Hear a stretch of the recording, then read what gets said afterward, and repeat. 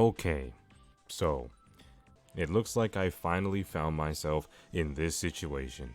The same situation that everybody else that was wanting Senora was in. And unfortunately, I still don't sympathize with them. Okay, well, that's a lie. I sympathize with them a little bit. Because now I guess I can finally understand the desire of wanting a character and being afraid that they're probably gonna die. And then when they do die, you end up being in denial.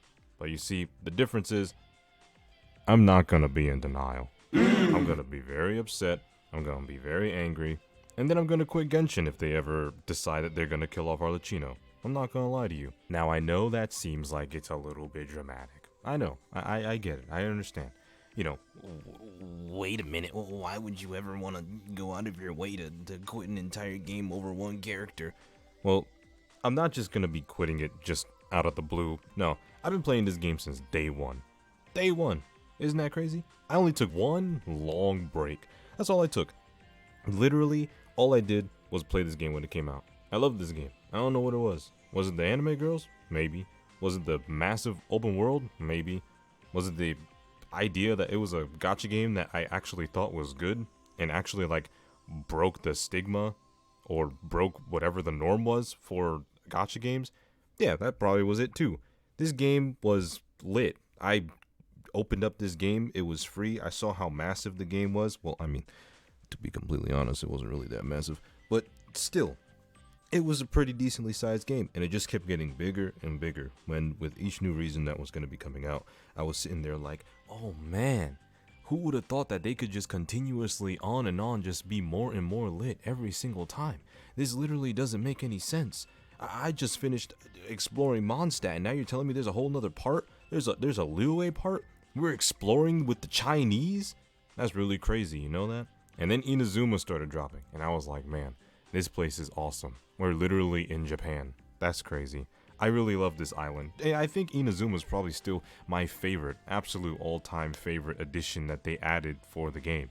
I mean, it's a pretty good region. I mean, you got its ruler is kind of its ruler is kind of shit. Its ruler there, it's kind of she's kind of just a little bit stupid. I mean, like, I still don't even understand how in the world the Fatui was able to trick her into doing the whole Vision Hunt degree. But you know, that's a conversation for another time. Maybe I might make a whole last video about how much I love and hate the Raiden Shogun. But this video is not about the Raiden Shogun. I'm getting off track. Back to the character at hand, Arlecchino. The queen, literally the queen, my queen. I'm gonna be putting a lot of primo gems towards her. Like, I'm gonna be saving up primo gems, probably even more primo gems than when I save for Dia. Even if she ends up being bad, I don't care. I ended up spending almost more than 20k primo gems on Dia. Actually, no. I'm pretty sure it was more than 20k primo gems. Maybe it was like 25k. I have no idea. All I know is I was severely disappointed. I went through that postpartum depression as if I lost a child or something. I literally was expecting Dia to be amazing, expecting her to be spectacular. And then I started noticing that my Xinyan, who was still level 1, was doing more damage than a level 90 Dia. That was really crazy. I'm not gonna lie. That was embarrassing, Dia. You should be ashamed of yourself. As a matter of fact, no. Maybe they should be ashamed. They should be ashamed of themselves for failing one of the most popular characters in Sumeru in a real long time. But that's besides the point. Even if she ends up being bad, that character design is looking crazy. That character design is looking a whole lot of something. It's looking like, I don't even know where I'm going with this. Just don't listen to me. But anyways, literally, I sit here and I think to myself, man, if they kill her off and don't make her playable, like how they did with Senora, then I'm gonna be sympathizing with the pain of the very same people that I scrutinized for being upset that a character ended up getting killed off that they wanted. And if I end up complaining about it, then they're gonna turn around and be like, well, I mean, you were making fun of us when Signora died, and now you're gonna be feeling our pain. You know that you're an idiot, Rigashi. You're mad stupid. In all actuality, I sit here and I realize that the Fatui Harbingers are arguably more sought after than the Archons. The Archons are cool. The Archons are great. Everybody loves the Archons. I've seen so much art, specific art, of all the Archons, and yes, I mean all of them. and by God is some of them kind of traumatizing. But the Fatui Harbingers, despite just being regular ass people with visions and also with, delusions or whatever it's called, they're delusional, I guess, but they're more sought after as characters than the actual Archons itself. I mean, I haven't even been seeing too many people talk about, like, what's the new fire region, the Archon for the fire region, or wondering who it's gonna be. Like, I see it from time to time on places like Twitter and Reddit, just like a little bit, but I barely see anybody talking about like the new Hydro Archons or anything like that. Everybody just talking about the Fatui Harbingers. Ever since that cutscene dropped, ever since that whole cinematic dropped with all of them having a whole meeting about, what was it, but Signora died or something? Ever since they dropped that and they were all wearing those fire ass coats, I'm not gonna lie, they were dripped out the wazoo. These motherfuckers were pulling up like this was their game. I mean, with the way that they're acting, this probably is their game. Because I heard a rumor somewhere that Snezhnaya was gonna be the final region. Now, I'm not saying the Tsaritsa is gonna be the most important character and the catalyst to the entire story, but what I'm saying is the Tsaritsa is gonna be the most important character and the catalyst to the entire story. I don't know what to tell you. I'm just spitting facts. I'm not a liar here. But anyway, aside from that, obviously, people are going to be wanting a whole bunch of different Fatui Harbingers more than the Archons. We're already kind of getting to our ends rope with the Archons. We're already getting the Hydra one, and all we need to do is just get the Pyro one, and then that's it. We already have the Anima one, we already have the Geo one, we already have the Electra one, we already have the Dendra one, and now we're getting the Hydra one. Last but not least, all we need to do is just get the Pyro one and the Archons are finished.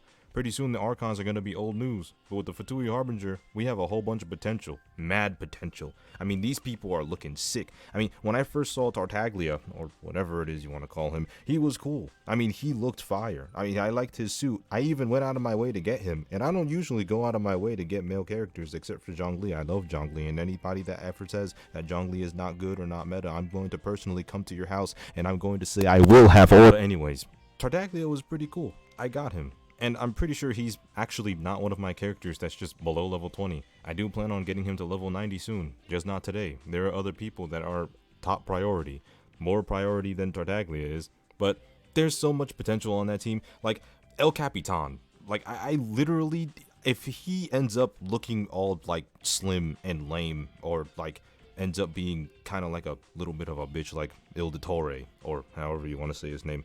If he's not buff, like if this motherfucker doesn't throw off his cloak and look like Zangief, I'm gonna be pissed off. I'm gonna be real mad. If I don't see him looking like he takes steroids daily and then argues until he's blue in the face that he's natty, man, I'm gonna be real disappointed. I'm not gonna lie. I'm gonna feel for you, El Capitan. If you're not one of the most mean mugging, most badass, most threatening motherfuckers on that entire team once you take that helmet off, I'm gonna be disappointed. Maybe his face is floating around, I don't know. I haven't been keeping up with too many of the Genshin cinematics except for the ones that I have been coming across myself inside of the actual game, and maybe I missed some events when I took my break.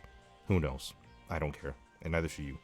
But literally, they could make so much money off of the Fatui Harbingers in general. I mean, if they release something that ends up completely washing the game and the game turns trash, or they do something that ends up making the game hated for whatever reason. I mean, Genshin is already pretty hated, I'm not gonna lie to you. But if they end up literally diving their business straight into the ground, the Fatui Harbingers are down there, not the Archons, lifting up the company back up onto its feet. You got the Fatui Harbingers coming down from the skies like Jesus Christ, not the Archons. It's not going to be a Zhongli rerun that's going to save the company if it flops. It's not going to be a Raiden A rerun that's going to make save the company if it flops. You could release every single Archon on a single banner and make it an event to where you can just get all the Archons if you want, and they have a 100% rating up, and all you need to do is just spend $5 to get a guaranteed Archon of your choosing. It still won't end up saving the company if it ever flops. Now, if you end up releasing every single character from the Fatui Harbingers as people that are playable, and you give them their Fatui drip, or you just give them complete reworks of their design in general, except for that little hobbit motherfucker, nobody gives a fuck about you. But you end up just reworking a little bit of their drip, just a little bit, because they already look fire for the most part. People will be like, yo, I'ma need that. I'm gonna need you to give that to me. I'm not gonna lie to you. I'm gonna need you to go into my bank account personally. I'll give you my PIN, and you can take all the money out of it so that you can at least give me a snippet of whoever it is that's underneath that helmet. Who the fuck are you, Capitan? You better be badass. They would be the ones that's gonna lift up the company like it's goddamn Superman stopping a plane from crashing into the metropolis. They're gonna be there. They're gonna be there just lifting the company up. All of that revenue that they're gonna gain from the fans that love them, that turns into fan favorites, they're literally gonna be like, yeah, we know that we're them. Those Archons over there, they're not it. Well, except maybe for the Geodaddy over there, but nobody really cares. It's all about us. It's all about the villains. Because unfortunately, and I don't really entirely agree with this, but unfortunately, nobody really likes a hero. Nobody likes to go out of their way and like heroes. And even if they do, they want to see those same heroes suffer. For the exception of the Spider-Man fans that like to watch Spider-Man stuff that was being ran by Disney and other stuff like that. You know, Marvel was doing pretty good with their cinematic universe stuff, you know, until they started pumping up garbage. But people do like heroes a little bit, but it's always those villains that they look forward to. I mean, literally, Spider-Man 2 is starting to get more attention and traction than the first Spider-Man that came out. And the first Spider-Man that came out was just about Spider-Man. Miles Morales got popularity points because, you know, I mean, I guess it was pretty inclusive, but nobody should really care that Miles Morales is black. People should just care that Miles Morales is finally just being considered as Spider-Man and not the black Spider-Man. But people were pretty excited about that. It got some good attention. But no, it was only until Kraven the Hunter was introduced. It was only until we discovered that Venom, looking comic book accurate as hell, was going to be a part of the game, where people were really like, wow, this is really fire. I can't believe that we went out of our way to start hyping up Spider-Man when we could be hyping up Venom right now, his nemesis. I mean, think about it. Literally the most memorable memes from the Tobey Maguire movies is not only Tobey Maguire just dancing, being a dickhead, or with his stupid-ass 3 days grace haircut, but we're thinking about, you know, Green Goblin. We're thinking about Green Goblin memes. We're thinking about Doc Ock memes. We're thinking Power of the Sun in the palm of my hand, Peter. We're thinking about Green Goblin giving him that speech on the rooftop. We're thinking about Green Goblin double-cheeked up chasing Spider-Man down the street because he's so... Anyways. But you get my point. Overall, people like villains a hell of a lot better than heroes because people like the danger of villains. It's the fantasy. It's the escapism. Usually in real life, it's considered pretty bad to be a bad person. You know, I would say if you commit a crime, you have a 100% chance of going to jail depending on the severity of that crime. But in fantasy, you can like a villain all you want. Mass genocide? Cool. Going out of your way to just kill your arch nemesis for no reason? Excellent. Giving children trauma for absolutely no reason except for your own enjoyment? Hell, you deserve a gold star. People like villains, and that's just how it is. And that's why the Fatui Harbingers are going to be way more popular than anything that the Archons can pump out of themselves. But yeah, I suppose I should say, in conclusion, if they end up deleting Arlecchino from life itself, I'm gonna go ahead, I'm gonna turn on my Steed OJ and my Tectone merged personality like this was a Metamorin YouTube channel, and I'm just gonna go right down into history of being the most toxic Genshin YouTuber on the face of this platform. And then I'm gonna move on, maybe go back to Dragon Ball. But then again, once Budokai Tenkaichi 4 comes out, that's basically the only thing that I'm gonna be touching for a real long time, aside from myself. But if they also release Xenoverse 3, then that's also another game I'm gonna be going back to. Because if you go all the way back to the beginning of my channel, and if you end up seeing Overwatch content, you've scrolled too far, you'll see that I actually really liked filming Dragon Ball stuff. Recording Dragon Ball stuff was kind of therapeutic for me at the time. So it would feel real good for me to go back there. Even did some friendly stuff with my, even did some videos with my friends on Fighters. That was real great. But doing this Genshin stuff, and doing other stuff related to Genshin, I'm all by myself here. I'm the only one that's trying to carry this channel on my back. My friend's humor was the thing that really assisted me in continuing to want to record. So, if Arlecchino goes, Genshin goes. And if Genshin goes, all things related to Genshin goes. Maybe for the exception of Withering Waves. I'll still have to think about that. If Genshin ends up being quit by me, and I go to Withering Waves, and it ends up being fire, I'm probably going to invest a whole lot of time in that. Probably drag my friends along too. But anyways, I think this video is going on a little bit too long. Or maybe it's gone on long enough perfectly. Or maybe I just should have kept it as a 3-minute long video.